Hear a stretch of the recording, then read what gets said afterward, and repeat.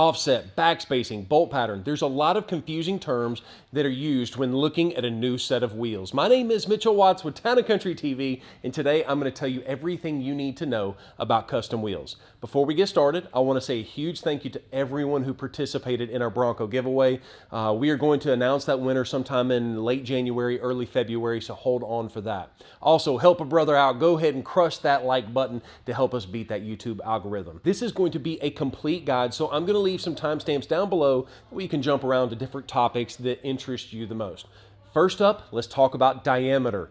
This is one of those terms you're going to hear the most often. It is simply the overall diameter of the wheel. Most wheels, they run from 17 to 20 inches for off-roaders, and some street trucks can even get up to 30 inches diameter.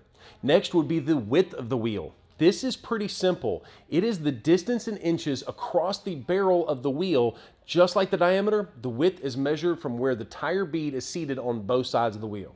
The diameter and width are two measurements that are typically mentioned together. For example, if someone says that I have a 20 by 9, they mean that they have a wheel that is 20 inches in diameter and it's 9 inches wide. I'm curious, what wheel and tire combination are you running on your vehicle? Let me know down in the comments, and I'm going to randomly select one of you guys to win a $50 gift card to our website, tccustoms.com. And speaking of tccustoms.com, we just launched our brand new website. Now it's even easier to find everything you need for your vehicle. Moving right along, let's talk about poke. This is when someone is talking about how much a tire sticks out from the body of the truck. There are a few ways to change the poke of your truck, but the most popular way is just to simply buy a new set of wheels with a more aggressive offset.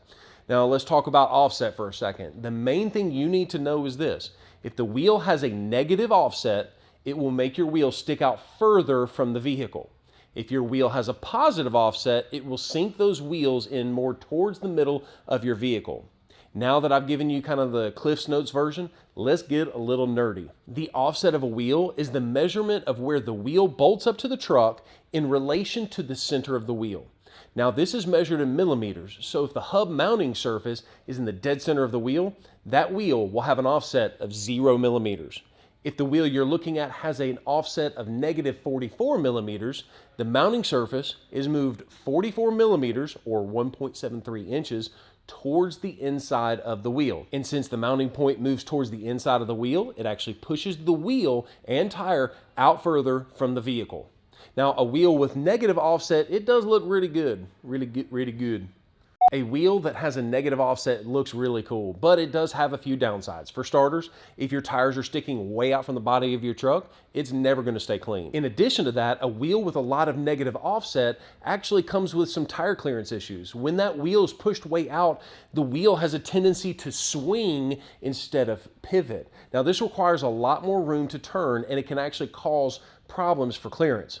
If a wheel has a positive offset, on the other hand, the exact opposite is true.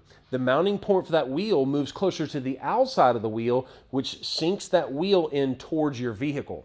Now, a wheel with positive offset can get you more clearance in most situations because that wheel is turning instead of swinging like that last example.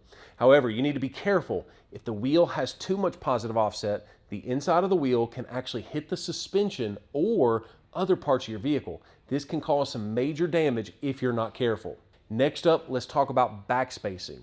This is simply the measurement from the back of the wheel to the hub mounting location. This measurement is done in inches, and backspacing is pretty usually often mismatched with offset, but trust me, there is a big difference. Offset is how far off from center that the wheel bolts up. Backspacing is just simply a measurement of the back of the wheel. Cast, forged, flow formed. This is a complex topic and it probably needs its own video, but we are going to do our best to teach you about the different constructions of a wheel. A cast wheel is just that. They have a cast or a mold that they pour molten liquid aluminum into it. Once it's cold, you have the shape of the wheel. Now, the vast majority of wheels on the market are made using this process. It is by far the least expensive way to make a wheel. Now, on the completely opposite side of this spectrum, you have a forged wheel. A forged wheel is made from a large square piece of solid metal. That metal is heated to extreme temperatures and is pressurized to take shape. Now, this thermal cycle actually causes forged wheels to be stronger and lighter than cast wheels, and lighter wheels can typically mean better fuel efficiency and just better overall performance and handling. Now, flow-formed wheels have a lot of different names depending on which wheel company is making them, but they are made slightly different than the other two, and it's kind of a combination of the two. In general, a flow-formed wheel is kind of a hybrid between a cast and a forged wheel. For this video, let's take a look at Black Rhino wheels. The rim of the wheel is forged at high pressure while the wheel is spun at high speeds. The benefit is a much lighter weight than a regular cast wheel, but most importantly, it's significantly cheaper than a completely forged wheel.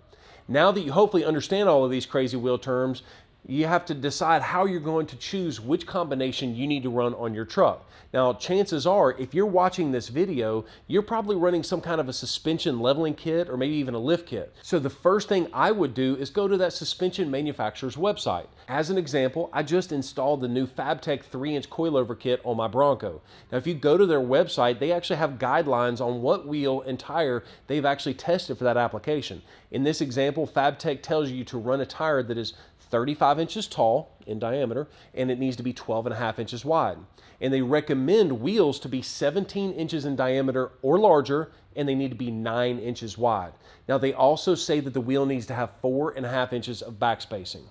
Now, in all of my years of customizing vehicles, I have never had a bad experience when it comes to using those guidelines that you'll find on the suspension manufacturer's websites. I'm usually running into trouble when I push the envelope just a little too hard and I go with a tire that's too large or a wheel that just simply has the wrong specs.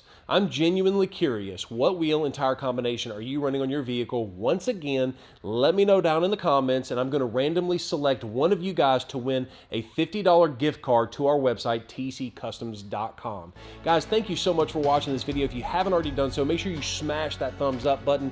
It really does go a long way in helping us beat that YouTube algorithm. I really do appreciate it.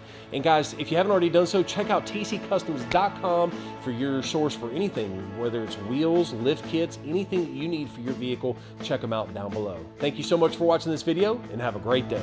Peace.